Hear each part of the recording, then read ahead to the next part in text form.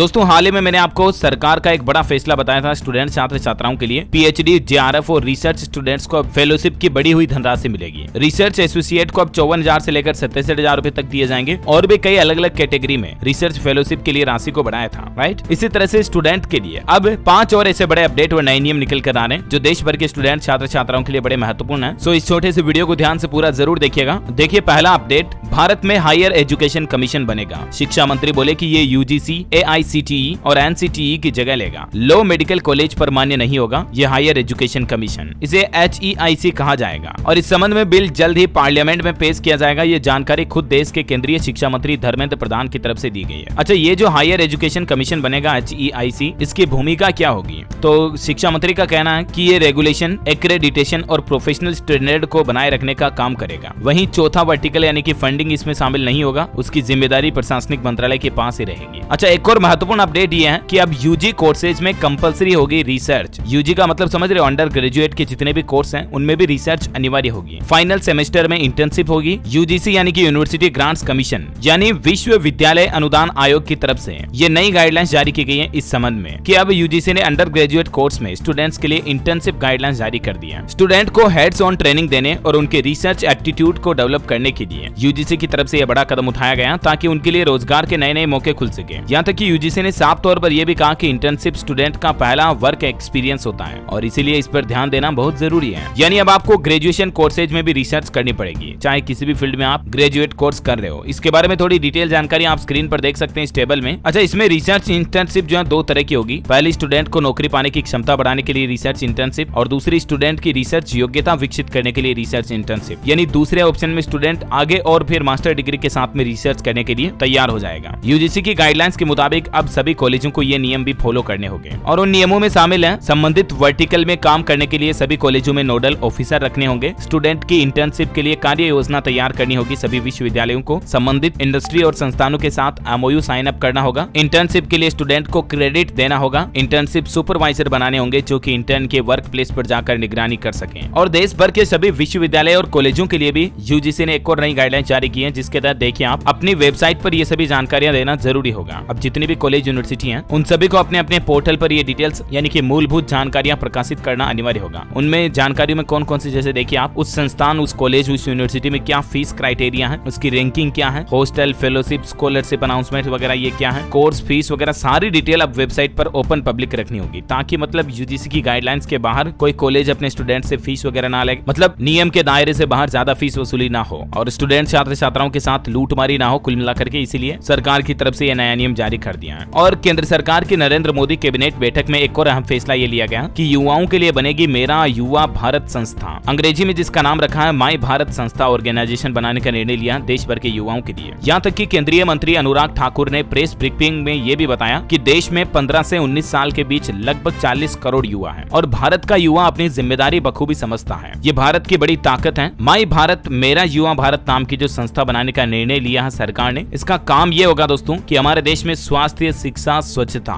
इनमें से किसी भी क्षेत्र में या और भी कोई अदर क्षेत्र हो गया, उनमें कोई भी युवा अगर योगदान देता है या कोई युवा योगदान देना चाहता है तो इसके लिए सरकार एक एकीकृत प्लेटफॉर्म यानी एक यूनिवर्सल पोर्टल बनाएगी जिससे देश का युवा जुड़ पाएगा। तो देश का युवा किसी भी फील्ड में आगे बढ़ना चाहता है या किसी फील्ड में बड़े लेवल पर सामाजिक बदलाव करना चाहता है तो उस पोर्टल के माध्यम से उसको काफी मदद मिलेगी। और इसके अलावा एक और अपडेट ये है, मैंने आपको बताया था ना, पीएचडी, जेआरएफ और रिसर्च स्टूडेंट्स को फेलोशिप के लिए ज्यादा रुपए मिलेंगे। अब देखिए इस टेबल में आप जूनियर रिसर्च फेलोशिप में जो पहले 31,000 धनराशि मिलती थी उसको बढ़ाकर 37,000 कर दिया। सीनियर रिसर्च फेलोशिप SRF में 35,000 से बढ़ाकर 42,000 कर दिया। Research associate first, second, third इनमें भी इसी तरह से आप देख सकते हैं 49, 49 और 54,000 को बढ़ाकर 58, 61 और 67,000 कर दिया। education.gov.in इस ऑफिशियल पोर्टल पर आप इसके बारे में मिनिस्ट्री ऑफ एजुकेशन का जो ऑफिशियल वेबसाइट है उस पर इसके बारे में अपडेट देख सकते हैं। ठीक है। अच्छा, कुछ स्टेट गवर्नमेंट के अपडेट देखिए आप स्टूडेंट छात्र छात्राओं के लिए। एक तो 12वीं के छात्रों को JEE और नीट की फ्री कोचिंग मिलेगी, लेकिन इसके लिए नियम होगा कि 10वीं में 68% मार्क्स अनिवार्य होंगे। मतलब ये क्राइटेरिया है एलिजिबिलिटी, 10वीं में 68% कंपलसरी है मार्क्स। तब जाकर छत्तीसगढ़ की भूपेश बघेल सरकार ने स्टूडेंट्स के लिए जो फ्री कोचिंग सेवा योजना शुरू की है उसका फायदा उठा पाएंगे स्टूडेंट। छत्तीसगढ़ सरकार ने एक और घोषणा की है, स्टूडेंट के लिए फ्री बस सेवा भी लॉन्च की जिसका नाम है युवा मितान परिवहन स्कीम। मुख्यमंत्री भूपेश बघेल की तरफ से हाल ही में इस योजना को लॉन्च किया गया, अभी 2-4 दिन पहले अक्टूबर में ही। और इस योजना के तहत कॉलेज, स्कूल वगैरह जाने वाले 1 लाख छात्रों को बस सुविधा का फायदा मिलेगा। दूर दराज इलाकों से जो स्कूल कॉलेज आते हैं हैं ना स्टूडेंट, उनको फ्री बस सेवा का फायदा मिलेगा, मुफ्त परिवहन सुविधा मिलेगी, 1 रुपया भी आपको किराया नहीं देना पड़ेगा। ठीक है। और एक अपडेट है एजुकेशन से जुड़ा। उत्तर प्रदेश में अब मदरसों के छात्रों को डिजिटल एजुकेशन की सौगात दी जा रही है। आर्टिफिशियल इंटेलिजेंस, कंप्यूटिंग, कोडिंग, इस तरह की टेक्नोलॉजी से जुड़ी आधुनिक पढ़ाई भी पढ़ेंगे अब मदरसा के स्टूडेंट, ना कि सिर्फ धार्मिक चीजों से जुड़ी पढ़ाई पढ़ेंगे। समझ रहे हो? अच्छा, तेलंगाना सरकार ने भी एक सरकारी स्कूलों के छात्रों के लिए नई योजना शुरू की जिसका नाम है मुख्यमंत्री नाश्ता योजना। और ऐसी योजना लागू करने वाला देश का पहला राज्य भी बन चुका है तेलंगाना राज्य। इस नई योजना के तहत सरकार ने हर दिन के लिए एक विशिष्ट मेन्यू भी निर्धारित किया है। और नाश्ते में बच्चों को क्या क्या दिया जाएगा देखिए आप, इडली, सांबर, गेहूं, रवा, उपमा, चटनी, पूरी, आलू, खोरमा, टमाटर, भात, खिचड़ी, पोंगल वगैरह ये सब कुछ शामिल है। ये नाश्ता कौन कौन सी क्लास के स्टूडेंट को मिलेगा? कक्षा 1 से 10वीं तक के सभी छात्रों को कक्षा शुरू होने से 45 मिनट पहले ये नाश्ता परोसा जाएगा। देख सकते हैं इसके बारे में ज्यादा जानकारी आप, है ना। तो दोस्तों ये स्टूडेंट छात्र छात्राओं से जुड़े कुछ महत्वपूर्ण 5 बड़े अपडेट, नए नियम थे। उम्मीद आपको जरूर जानने मिले होंगे। वैसे आप कौन से राज्य में रहते हैं, आपके राज्य का नाम मुझे नीचे कमेंट करके बताइए। साथ ही इस वीडियो को लाइक और शेयर करना, DLS न्यूज चैनल को सब्सक्राइब करके बेल आइकन जरूर दबा देना ऐसे ही महत्वपूर्ण काम की खबरों से अपडेट रहने के लिए। जय हिंद, जय भारत, वंदे मातरम।